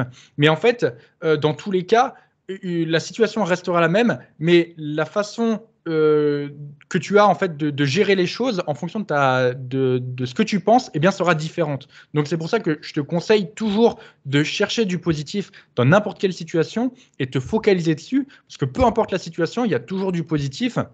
Il y a toujours quelque chose de bon à en tirer. Et si tu te focalises dessus, tu verras bien que plus rien de mauvais ne t'arrivera dans la vie. Ouais. Ouais, alors bon, ouais, ça fait très évangéliste de dire oh oui, attention, tout est beau, il faut trouver toujours le positif dans les situations. On me dit juste voilà, qu'il faut essayer de relativiser. C'est peut-être plus le mot que de se dire ouais, trouver le positif absolument, quoi. Mais tu sais que j'aime bien tirer des petites morales. J'en ai plein. Parfois, je pense à des trucs et je me dis, tiens, ça serait bien de l'aborder dans le podcast. Et puis Ouais. après, je me dis, ah, mais c'est un podcast sur la muscu, il va peut-être.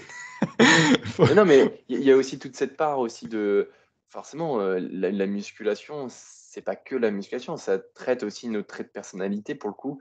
Voilà, si on est, comme ça à l'entraînement, c'est parce qu'on dégage ça aussi, notre personnalité est comme ça. Donc, forcément qu'à travers ce podcast, on fait aussi un petit peu de développement, personnel quelque part ça, sur le, notre vision. le mindset est hyper important et la muscu, moi, c'est quelque chose qui m'a bercé très jeune au final. Et pendant tout, on va dire, mon développement, je baignais dedans. Et du coup, on va dire toutes les valeurs de la muscu, la persévérance, l'intensité, la patience, etc., ce sont des choses qui font maintenant partie de moi, de ma façon d'être, parce que j'ai baigné dedans et que du coup, c'est grâce à la muscu que je suis là. Si jamais j'avais jamais été en salle de sport, je suis pratiquement sûr que je ne serais pas du tout la La personne personne que que. tu es, ouais, ouais. Voilà, c'est ça. Et j'aurais une façon de penser complètement différente. Après, bien sûr, il y a toutes les personnes qui m'ont influencé. On parlait de Monstro dans le dernier podcast, etc. Yes. C'est l'ensemble de tout ça qui a construit la personne que je suis aujourd'hui. Et bien sûr que du coup aujourd'hui, lorsque je fais voilà, c'est, entre guillemets une petite morale, comme j'aime les appeler, voilà, je tire toujours de mon expérience, de ce qui m'a forgé cette expérience, et si je peux la partager. Et c'est tout con, mais parfois, en fait, il y a certaines personnes qui vont pouvoir s'identifier à ça et se dire, par exemple, ça se trouve, il y aura une femme enceinte qui va écouter ce podcast, qui a du coup, qui complexe de ses vergetures, et puis grâce à ce que j'ai dit avant, ne va plus complexer. Parfois, il y a certaines personnes qui peuvent avoir un déclic juste parce que quelqu'un dit quelque chose d'une façon avec laquelle ils peuvent s'identifier, et du coup, ça les fait évoluer. C'est aussi le but de ce podcast. Tout Si à du coup, fait. on arrive à vous faire évoluer physiquement et mentalement, c'est le petit bonus. Tout à fait. Très, très bien. Moi, ce que j'aimerais savoir, c'est est-ce que vous aimez les petites morales que du coup on fait dans ce podcast, ou au contraire, est-ce que ça vous fait chier et il faut qu'on arrête? C'est Déjà, le- on a déjà de très, très bons retours sur les anecdotes. Donc voilà, maintenant c'est, faites-nous des retours sur, ces petites morales. Est-ce que, vous trouvez ça trop prétentieux de notre part ou au contraire, est-ce que vous trouvez ça plutôt bienveillant? Ouais. Et n'hésitez pas du coup à le mettre dans les commentaires. On pense aussi au référencement. Rémi, tu niques pas le référencement Mais cette moi, je fois. sais pas faire ça, j'ai pas encore la fibre, ça va venir, ça va venir. C'est Flo qui l'avait bien. Il gérait Ouais. bien pour tout ce qui était référencement. Vas-y, je te laisse continuer, mon frère. Prochaine question, ça te va? Ouais, vas-y. Que manger avant l'entraînement pour être performant à la salle de sport? On veut tout savoir, Denis, que manges-tu avant d'aller à la salle de sport? Dis-nous tout. Alors, j'ai fait plein de repas. En ce moment, mon repas avant l'entraînement, c'est mon repas qui vient, du coup, c'est mon repas de midi, tout simplement. Alors, c'est mon repas de midi que je mange à 11 heures parce que justement, je m'entraîne à midi. Et comme je me lève très tôt aussi, ça me permet d'avoir voilà, moins de temps entre mon petit-déj, entre guillemets, et mon repas qui vient à 11h. Et mon repas du midi se constitue principalement d'un mélange de pommes de terre et de patates douces, de viande maigre et du coup de légumes aussi, mais de légumes que je digère très bien. Donc, pareil, pommes de terre, patates douces. Pourquoi? Parce que je les digère très bien. Donc, qu'est-ce qui pourrait être un bon repas à manger avant l'entraînement? En gros, la première chose, c'est que tu vas devoir avoir une source de glucides avant ton entraînement et une source de protéines. Les lipides, tu vas pouvoir en avoir en fait avant ton entraînement, mais tout va dépendre du timing en fait entre ton repas avant ton entraînement et ton entraînement. En gros, plus ton repas pré-workout sera proche de ton entraînement et moins ça sera intéressant d'avoir des lipides, et plus ton repas avant l'entraînement sera éloigné de ton entraînement et plus ça sera intéressant des lipides. Pourquoi? Parce qu'en fait, les lipides vont ralentir l'assimilation de ton repas pré-workout et ralentir un peu la digestion. C'est pour ça que ça peut être plus intéressant si du coup tu les prends donc sur une période plus importante avant ton entraînement. Donc, moi, dans mon cas, actuellement, voilà, j'ai pas de lipides avant mon entraînement. Par contre, par le passé, ça n'a pas toujours été le cas. Il y a des moments où, par exemple, je mangeais à midi, je m'entraînais à 14h. À ce moment-là, j'avais des sources de lipides durant mon repas. Mais en ce moment, c'est pas le cas. Du coup, donc, les lipides, on a traité.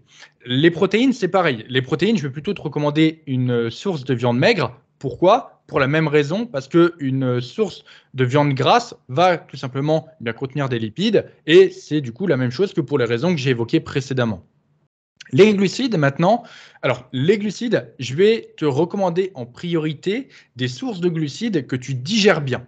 Ça, c'est vraiment la priorité absolue. Parce que si par exemple, je sais pas, tu t'envoies des lentilles. Alors les lentilles, ok, il y a aussi des protéines, machin, etc. Mais c'est un exemple comme ça. La plupart des gens ne vont pas toujours bien digérer toutes les légumineuses, type haricots rouges, machin, etc. Donc si tu te manges par exemple des haricots avant d'aller à la salle et que du coup tu as du mal à les digérer, crois-moi, tu vas pas faire une bonne séance. Comme Rémi avec son chou là. Si tu manges le chou avant d'aller à la séance, crois-moi, tu vas pas faire une bonne séance. Donc, choisis des aliments que tu vas digérer facilement. Et moi, dans mon cas, pommes de terre, patates douces, je le digère très bien. Et en général, je mets du brocoli, des haricots verts, etc. C'est des choses que moi, je sais que je digère bien. Donc, je ne prends pas de risque et je reste toujours sur cela parce que je sais que je les digère bien. En général, la viande, c'est très souvent aussi du poulet, je ne vais pas te mentir, ou de la dinde. Donc voilà comment ça se passe. Pour les glucides, ensuite, il y a du coup donc le débat index glycémique lent, index glycémique rapide, etc. Alors, je ne sais pas si on peut parler de ça avec sucre lent, sucre rapide. Les gens font encore trop, ils confondent trop, font encore trop d'erreurs avec ça. On va juste parler de l'index glycémique. L'index glycémique, effectivement, ça va être encore une fois plus intéressant d'avoir des aliments avec un index glycémique élevé si ton repas est proche de ta séance et un peu plus lent si du coup ton repas est éloigné de ta séance. Sachant qu'il y a un nombre de paramètres qui va faire varier ton index glycémique qui est hyper important. Déjà, rien que le fait que tu aies des lipides dans ton alimentation va, en fait, c'est le mélange du bol alimentaire qui va faire ton index glycémique final. Donc déjà, si tu rajoutes des lipides, ça va déjà fortement réduire la vitesse d'assimilation de tes glucides. Donc ça va faire diminuer en fait tout simplement ton index glycémique. Donc déjà, ne te prends pas forcément la tête avec ça, parce que si tu t'entraînes loin, le simple fait de rajouter des lipides dans ton alimentation va suffire à faire diminuer l'index glycémique. Maintenant, après, voilà, il y a la température de l'aliment, le mode de préparation. Si par exemple, tes pommes de terre, tu les manges entières ou si tu les manges en purée, ça va faire varier l'index glycémique. Si c'est chaud ou si c'est froid, ça va faire varier l'index glycémique. Il y a un nombre de paramètres qui est tellement important que je te conseille de, honnêtement, pas te prendre la tête avec ça. Parce que ça va être trop compliqué. Choisis des aliments que tu vas correctement digérer, mange-les 30 minutes, 1 heure, 45 minutes. Encore une fois, fais tes tests avant ton entraînement et vas-y. Oh, mais tu as fait une réponse hyper, hyper détaillée, comme à chaque fois. Moi, ce que je vais te dire, ce que je vais vous dire plutôt comme réponse, c'est que j'ai testé plusieurs choses. que comme je l'ai dit, bien souvent, moi, je m'entraîne soit entre midi et 2, soit en fin de journée. Donc, c'est vrai qu'au niveau du timing de mes repas, ça fluctue. Et ce que j'ai pu remarquer, c'est que prendre un petit pré-workout avec un fruit ou des dattes ou quelque chose d'hyper digeste, comme le disait Denis, une source principale de glucides, ça ne m'apportait pas toujours quelque chose de bien avant de m'entraîner. Ce qu'il me faut plutôt, c'est un gros repas qui a été fait en amont, 1 heure, 2 heures avant, et que j'ai le temps de digérer les choses. Parce que, comme je l'avais déjà dit dans un précédent podcast, je préfère avoir des gros repas plutôt volumineux où je me pose et je prends le temps de manger. Parce que effectivement, j'ai quand même voilà, des petits soucis digestifs que j'ai moins maintenant parce que j'ai réduit un petit peu les calories. Je suis plus à un surplus calorique aussi important qu'avant. Mais il n'empêche que voilà, j'avais pu tester pas mal de petites choses et pour les mêmes raisons qu'a évoqué Denis, tout ce qui est source de lipides, donc les sources de graisse, donc les viandes grasses, heu et tout ce qui va être aussi, les oléagineux, les œufs et cetera, je vais les éloigner de mes entraînements, pardon, et vraiment les laisser, très loin, soit en 1er repas de la journée, soit en fin de repas sur ma journée. Donc voilà, histoire qu'ils soient aux opposés de mon timing d'entraînement pour être tranquille. Et je vais privilégier à chaque fois des aliments facilement digestes, donc toujours une sorte de viande maigre, de la dinde, des fois ça peut être du thon aussi, ça peut être, du steak haché 5 quand il est pas trop cher, ça m'arrive aussi. Et puis après, ça va être, du riz, des pâtes, des pommes de terre, des patates douces, de la semoule et toujours après accompagné de légumes. Ce que je fais bien souvent, c'est que je m'arrange pour faire, broyer mes légumes de façon à ce que ce soit plus facile à manger et que ça me fasse aussi une petite sauce. Alors ça, vous êtes assez fan de ça, d'avoir toujours un petit peu de jus dans l'assiette. Alors bien évidemment, hein, mes repas sont pas très instagrammables, hein, ils sont même très moches au niveau visuel. Mais il n'empêche que ce qui compte, avant tout, c'est que je puisse bien les manger, bien les consommer et qu'ils me pèsent pas sur le ventre. Il y a de ça, voilà, 2 podcasts, j'avais parlé du fameux chou vert que j'avais consommé sans vraiment le vouloir, hein, j'étais tombé là-dessus et je trouvais ça c'est très bon, hein, le chou, hein. Mais par contre, en termes de digestion, c'est pas ouf. Donc voilà, et je sais que ce genre d'aliment maintenant, c'est sûr et certain que je n'en mangerai jamais avant une séance, sinon je vais la flinguer et je vais me chier dessus, donc c'est pas non plus la bonne solution. Je pense avoir tout dit là-dessus. Donc testez, expérimentez sur vous, faites, des repas divers, voyez ce que vous, digérez le mieux, ce qui vous pèse le moins sur le ventre. Après, il faut toujours tomber aussi sur le bon ratio de se dire: «Bon, il faut quand même que je mange suffisamment pour, sentir que j'ai de l'énergie pendant ma séance. Si vous avez un repas trop éloigné, c'est pas forcément aussi une bonne chose. À vous de trouver le bon timing. Certaines personnes vont préférer ne pas avoir grand-chose dans le ventre pour être plus confortable, lors de leur entraînement ou d'autres personnes vont avoir besoin, d'avoir un ventre, voilà un peu plein et c'était mon cas surtout sur, mon cut, de sentir que voilà, j'avais quelque chose dans l'estomac pendant ma séance plutôt que de sentir qu'il était vide. Ouais, c'est ça en fait, le plus important à retenir, c'est faites vos tests. Parce Mmh. que sans faire de tests, on ne peut pas savoir ce qui sera le mieux pour vous. Mmh. Il y a des aliments, comme on vous dit, il y a des grands principes avec les groupes d'aliments, les macros à respecter, etc. Après, voilà, tout le monde ne va pas digérer les aliments de la même façon.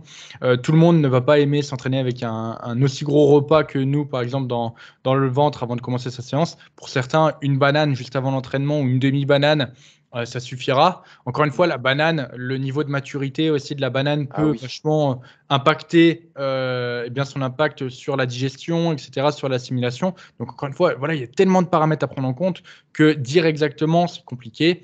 Et on a donné les grands principes. Maintenant, ça reste à vous de tester et de voir ce qui vous convient le mieux. Ouais, ouais, puis tu as parlé d'indice glycémique et j'avais fait un post là-dessus sur aussi la charge glycémique, mais voilà, ne vous embêtez pas à vous dire: «Ah tel aliment là, il a une charge glycémique, c'est ce qu'il me faut absolument pour faire un entraînement de qualité». Non, non, non. Il y a des aliments qui vont être bien pour, certains, d'autres un peu moins bien pour d'autres. Donc voilà, il faut vous dire qu'il faut essayer et de voir ce qui vous réussit le mieux. Voilà, c'est aussi simple que ça. Je pense qu'on a fait le tour de la question, mon frère. Elle était un peu plus courte. Et t'as vu, ça fait deux ou trois questions que je m'énerve plus là.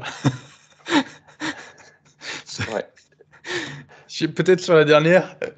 Ouais, la dernière qui est ici. Hop. Je sais plus ce que c'est.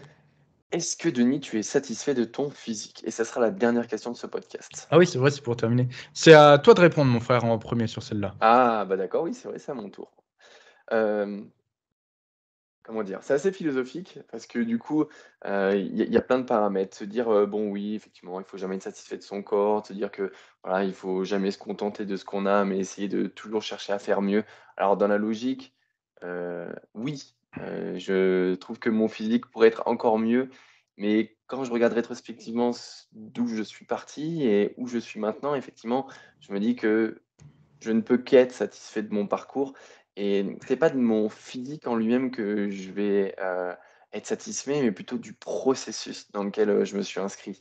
Quand j'ai commencé la musculation, j'ai tout de suite eu cette rigueur, cette envie de bien faire, cet engagement et cette implication dans mon programme et ce que j'ai aimé, c'est évidemment, voilà, performer, voir mon physique bouger, mais c'est toute cette mécanique qui est derrière et c'est pour ça aussi que, voilà, maintenant je suis coach. C'est que j'aime ce processus de réfléchir au bon fonctionnement des choses, de savoir, comment bien les faire, pourquoi on les fait, enfin de justifier tout ça et c'est pour ça que j'aime dire que je suis pas satisfait de mon physique, même si je le suis indirectement, mais je suis satisfait du processus dans lequel, je suis, dans lequel je m'engage avec mes suivis. Donc c'est plus ça qui témoigne de ma satisfaction. Ah, c'est assez intéressant. Tout le monde va avoir un point de vue différent Ouais, là-dessus, mais c'est vrai que la plupart des gens ne sont pas satisfaits de leur physique et ne seront jamais satisfaits de leur physique, au point même qu'ils en développent des complexes. ouais, Maintenant, pour répondre à la question, est-ce que moi, je suis satisfait de mon physique? Déjà, il faut savoir que donc le processus voilà, de progression, etc., moi, c'est quelque chose que j'applique à plusieurs domaines. Donc, mon physique, bien sûr, mes connaissances, ma mentalité, mon boulot, etc., là où j'en suis dans mon travail, l'envie que j'en ai de faire évoluer les choses. Et actuellement, j'en suis dans une phase où, pour moi, le plus important, c'est pas forcément de développer mon physique, mais plutôt de développer, eh bien, continuer à me développer moi, mentalement, personnellement, et tout l'aspect de mon travail. Donc, d'un point de vue de mon physique, c'est pas que je suis satisfait, c'est juste que ce n'est pas ma priorité pour le moment, et je mets plus l'accent sur le développement de d'autres choses. Maintenant, il faut savoir aussi que la vision que j'ai de l'entraînement est peut-être pas celle que tout le monde va avoir. À savoir que pour moi, l'entraînement, c'est du coup quelque chose qui me permet de me développer mentalement et dans un tout. Et en fait, mon physique va être là pour orienter en fait la façon dont je vais m'entraîner. Par exemple, j'ai un point faible sur le dos, je veux du coup mettre un peu plus l'accent sur mon dos. Du coup, eh bien, je vais orienter mon programme de façon à travailler mon dos. Mais le rapport que j'ai avec la musculation, c'est un peu le même rapport que quelqu'un en fait qui va être bon en orthographe parce qu'il aime lire. C'est souvent ce que je dis. Encore une fois, je ne sais plus où c'est que j'avais dit ça, mais on me l'avait déjà posé cette question.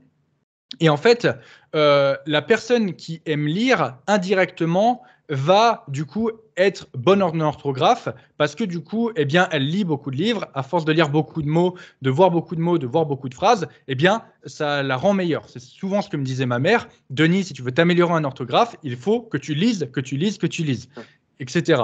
Et en fait, ce rapport que j'ai avec les muscles, c'est exactement la même chose. Je suis musclé parce que j'aime m'entraîner. Et en fait, comme j'aime m'entraîner, que je m'entraîne, que je m'entraîne, que je m'entraîne, etc., eh bien, je suis musclé. Mais au final, comme la personne qui est bonne en orthographe parce qu'elle aime lire, eh bien, c'est pas son souhait premier d'être bonne en orthographe. Elle, c'est juste qu'elle aime lire et que du coup, indirectement, elle est bonne en orthographe. Moi, du coup, j'aime m'entraîner, j'aime vraiment, vraiment m'entraîner. Et du coup, eh bien, indirectement, je suis musclé. Et c'est pour ça que, du coup, le plan physique n'est pas pour moi au premier plan. et que je ne suis pas forcément satisfait ni insatisfait de mon physique. C'est juste que ce n'est pas une priorité et c'est quelque chose pour moi d'indirect. J'ai cette passion pour l'entraînement que je partage, que je mets en pratique, etc. Et du coup, derrière, mon physique est musclé. Mais si je n'étais pas musclé, si je n'avais aucun résultat, eh bien, je m'entraînerai quand même et je ferai exactement la même chose. Parce que je ne m'entraîne pas pour ça. Je m'entraîne parce que j'aime l'entraînement et parce que j'ai cette passion pour l'entraînement. Ouais, tout à fait. Non, mais c'est exactement ce que je dis, le fait que la satisfaction du corps, elle est indirecte. Et en fait, ce qui compte avant tout, c'est que ce que tu fais pour y arriver, pour ce qui fait en fait toi, ce qui fait ton corps, ta discipline, c'est toi au quotidien. Le fait que tu t'engages aussi bien dans le sport que dans ton activité professionnelle, dans ta vie de tous les jours, en fait. C'est vraiment le miroir, en fait. Tu reflètes, ton physique, tu reflètes l'engagement que tu as, tes investissements sur toi. C'est ça. En fait, ce qu'il faut, c'est aimer le processus plus que le résultat. Ouais, C'est-à-dire que quelqu'un qui fait 10 000 pas par jour pour augmenter sa dépense énergétique et perdre du gras derrière aura toujours plus de difficultés à atteindre son objectif que la personne qui aime tout simplement marcher. C'est ça en fait le truc, c'est que il faut avant tout aimer le processus pour, du coup, eh bien, derrière, avoir les résultats. Mais les résultats sont la conséquence indirecte. Il faut voilà, vraiment que tu apprennes à aimer le processus, aimer t'entraîner, aimer suivre ta diète, aimer, du coup, eh bien, faire de bonnes séances, aimer répéter les choses, aimer progresser. Et c'est ça, en fait, qui va t'emmener loin. Parce que si tu t'entraînes uniquement pour les résultats, c'est là où, malheureusement, tu ne seras jamais satisfait. Et où ouais, c'est ça. tu auras toujours ce sentiment, eh bien, de ne pas avoir le physique que tu veux. Et je pense que c'est ça aujourd'hui. La plupart des gens s'entraînent parce qu'ils vont voir une vidéo de quelqu'un qui est musclé sur les réseaux, ils vont se dire je suis pareil, enfin je veux être pareil. Et du coup, ils vont débuter. C'est très bien de débuter comme ça. Mm. Mais si tu t'entraînes toujours pour ce résultat, pour du coup les physiques que tu vois sur les réseaux, en fait, tu t'entraînes pour le résultat et tu ne t'entraînes pas pour le processus. Alors, je dis pas que c'est une mauvaise chose, les gens qui montent leur physique et qui motivent les gens. Au contraire, c'est très bien parce que justement, derrière, il y en a qui vont toujours continuer à s'entraîner pour le résultat, mais il y en a aussi qui vont tomber amoureux du processus. Et du coup, ces gens-là iront loin, ces gens-là vont continuer. Mais aujourd'hui, la plus grande majorité des pratiquants s'entraînent uniquement pour les résultats. Et c'est pour ça que, eh bien, on a autant de gens qui sont insatisfaits et autant de gens voilà, qui se sentent pas bien dans leur corps à cause de ça. Ouais, puis tu sais, il y a toujours cette phrase qui dit, ouais, oui, il faut de la motivation pour s'entraîner. Tu as d'autres qui vont dire, non, il faut de la discipline pour s'entraîner. Bah, moi, je dirais même pas qu'il faut de la discipline. Il faut une habitude. Il faut que tu t'inscrives dans une habitude de te dire, bah, je fais ça parce que c'est normal de le faire. Et puis, c'est tout. Ouais, après, c'est vrai que ça, la phrase il faut avoir de la motivation pour s'entraîner. Il faut avoir de la discipline pour s'entraîner. Moi, Ouais. comme j'ai dit, le plus important, c'est il faut aimer l'entraînement pour s'entraîner. C'est Ouais. ça surtout. C'est ça Il faut surtout. que ça Parce que devienne une habitude que tu aimes. Ouais, c'est ça. tant que ça sera une contrainte, tu auras toujours des difficultés à progresser. Effectivement, il y en a qui vont te dire la motivation. Si tu as besoin de motivation pour aller t'entraîner, c'est que l'entraînement est une contrainte. Si tu as besoin de discipline pour t'entraîner, c'est que l'entraînement est une contrainte.